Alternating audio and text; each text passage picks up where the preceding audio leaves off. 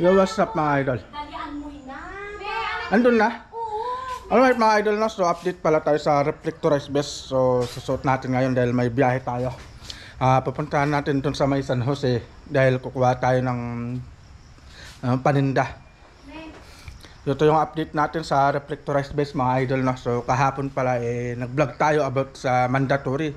So ngayon susubukan natin itong nabili natin yung reflectorized vest kung gagana ba, kung umiilaw. Alright, so nakapag-bis na rin tayo, naka-ready na tayo. So alis na tayo mga idol. So kita-kits tayo sa daan.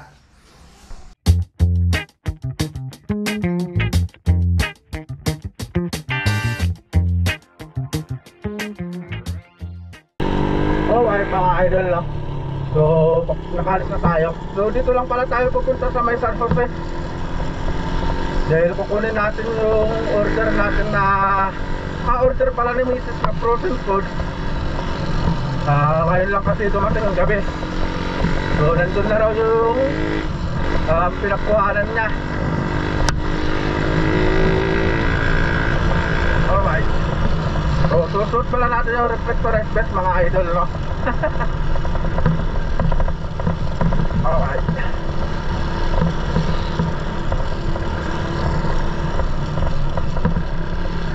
tingnan nyo naman yung mga nakakasalubong natin, no? Walang reflectorized vest na mga idol. Pero tayo kasi lalabas kasi tayo ng barangay, kaya kailangan natin na magsuot ng reflectorized vest. Pero kahit naman sa mismong barangay mga idol, dapat mayroon din silang suot. Yung nga lang siyempre yung hindi natin masisisi yung iba, pasaway talaga, no? Sila nagsusuot.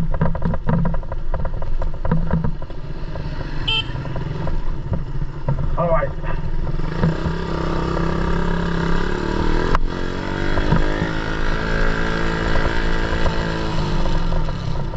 ayun na, tignan yung mga idol, mayroon sila. Yung iba mayroon sila reflectorized vest.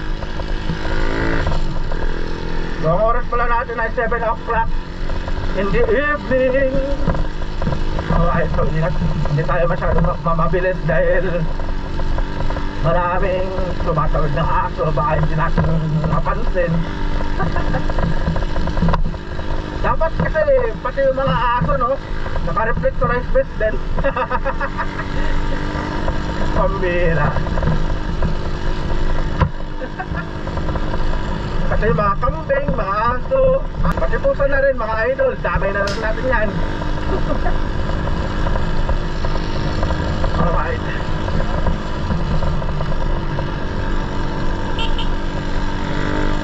so pala yung unang beses na sinuot natin itong reflectorized vest natin, no? So kitang kita naman talaga sa daan eh. Kita ka dito sa side mirror. Ayan siya, kahit madilim nakikita ko eh.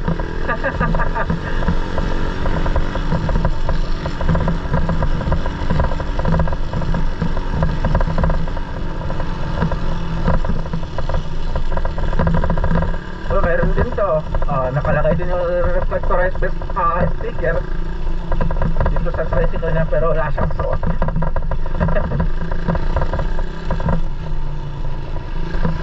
Alright,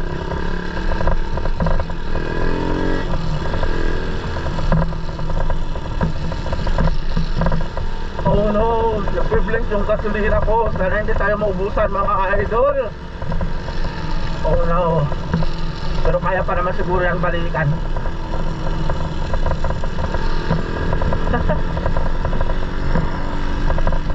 At magandang gabi pala sa inyong lahat mga idol. Bakit ilaw ah. Oh no,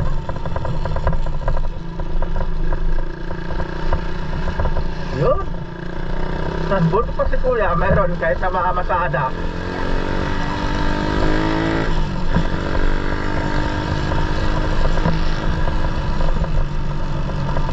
So kahapon pala nag-vlog tayo about sa mandatory na kailangan magsuot ng reflectorized vest. Dahil yun nga mga idol, no, binasa ko ulit pala yun. First offense, warning. Second offense, So may multa ka ng 500. Tapos second offense is 1,500. Tapos third offense is 5,000 pesos. May kasama pang kulong. So tayo siyempre ayaw natin mangyari yun, na magkaroon tayo nung kahit na warning lang. Kaya bumili tayo agad ng ito nga, reflectorized vest, para hindi tayo mahuli.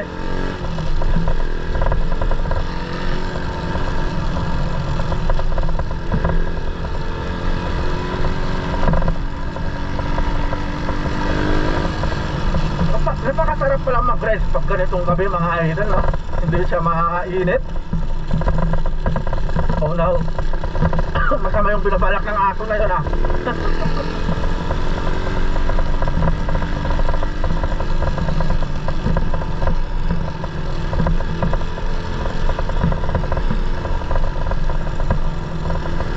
Dapat pala pag nagra-ride ganito, no, gabi, no, para hindi masyadong mainit. Tapos anong tawag dun, walang masyadong sasakyan.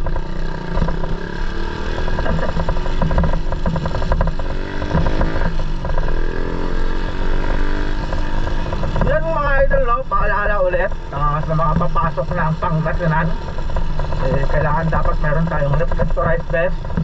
Tapos kung may anong tawag dun, kung may extra kayo na mga reflectorized sticker, pwedeng lagyan na lang natin yung mga motor natin para hindi tayo ma-aberya, para aware tayo sa mandatory ng Pangasinan. Tulad nun mga idol, yung anong tawag dito, yung tricycle, malayo pa lang pero nakikita ko na may sasakyan. Ayun, no? May suot din siyang reflectorized vest. Yun pala yung dahilan, kagandahan nung may suot kang ganyan, no? Malayo pa lang, nakikita na mayroon talagang sasakyan, may tricycle, may motor. Dahil sa nagre-reflect kasi yung ilaw ng reflectorized vest pag kanya na naiilawan. Katulad nito mga idol, oh. Malayo pa lang pero nakikita mo na mayroon na. So yun yung purpose na bakit na pinagsusuot ng reflectorized vest yung mga riders saka yung mga mamasada, mga tricycle driver. So yun, nakita nyo naman yung purpose na mga idol, no? Kaya sabi ko anong kahapon, sang-ayon talaga ako sa pinatupad nilang mandatory na yan. Kasi for the safety talaga ng mga motorista, ng mga riders, sa mga namamasada lalo na sa gabi, di ba? For the safety, para makaiwas sa aksidente. Alright, so yun na siguro yung nag-aantay sa atin, yung naka L3.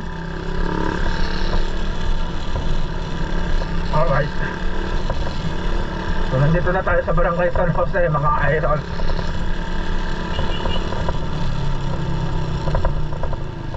Alright,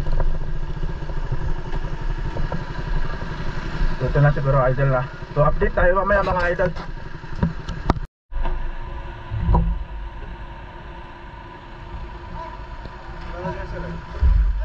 Ayan po, naka-back.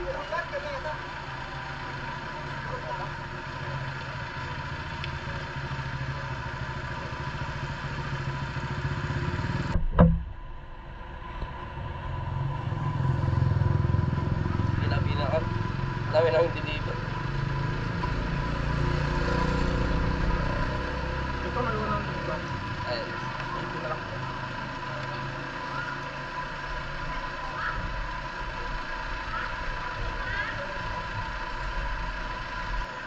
dapat nyo. May kulay. Stero.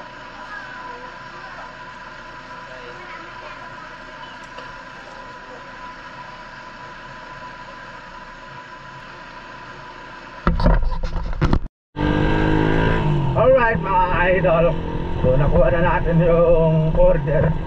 Pero magagas up muna tayo dito dahil talagang parang hindi talaga kakayanin yung pagbalik natin doon sa bahay.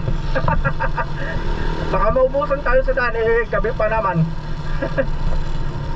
So magagas lang tayo kahit na ano ba, magkano ba? Gas na mga Raider 150 user, 20-20 na lang. Pambihira. Magagas lang tayo dito sa saglit mga idol, no?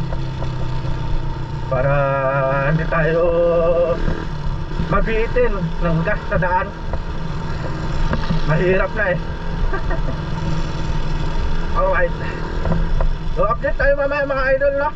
Magagas up lang muna tayo saglit.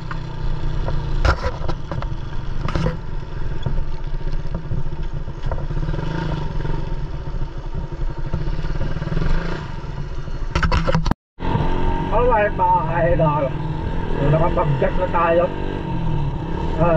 Anong tawag dito? Tapos din yung mga kukunin natin.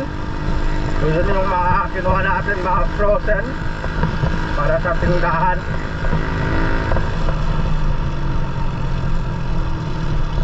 Alright. So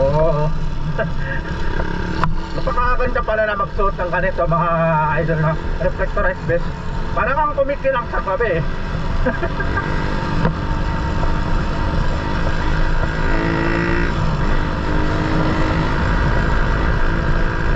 Pero nakita nyo naman, no, yung kagandahan idol na mga nakasuot ng reflectorized vest.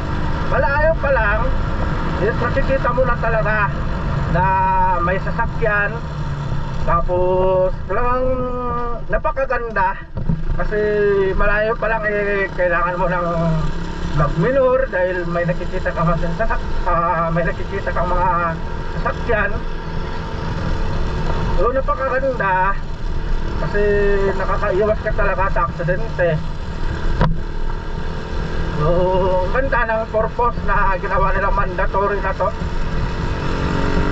to avoid accident.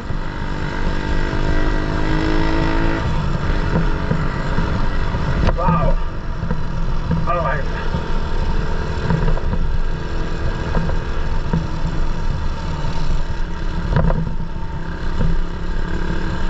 Pero yung iba kasi mga idol, no, binabaliwala nila yung pagsusuot ng reflectorized vest. Eh siyempre sabi siguro sa isip nila eh gastos, pero hindi nila alam yung safety na maibibigay ng reflectorized vest na yan. At katulad ng tricycle na yan mga idol, no, na malayo pa lang eh mapapansin mo na talaga na may sasakyan dito sa harapan mo.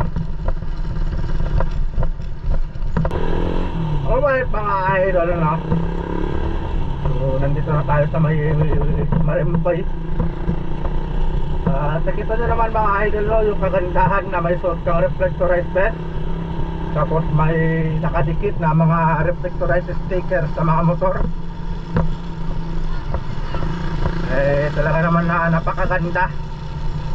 Talaga habang malayo pa lang eh makikita mo na talaga yung mga sasakyan.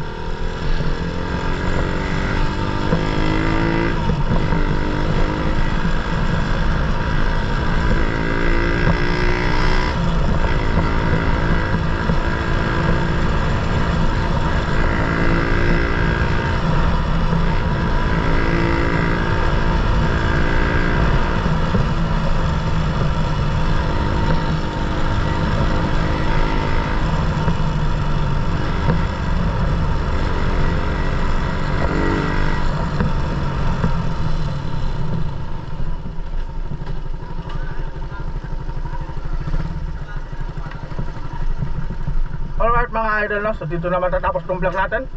So ingat po tayong lahat and God bless po. So see you po sa next vlog natin.